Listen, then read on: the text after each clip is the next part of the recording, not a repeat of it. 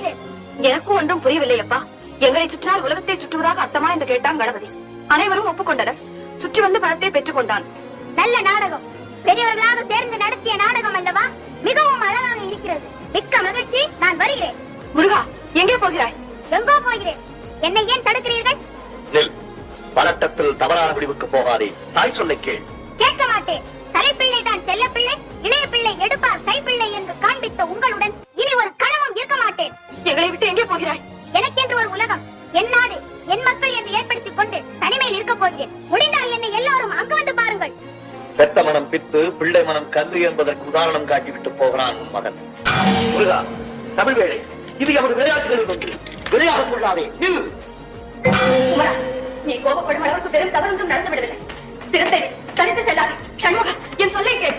தம்பி, இந்தா பணத்தை வேண்டுமானாலும் நீயே வைத்துக் கொள். எங்களை விட்டு பிரிந்து செல்லாதே.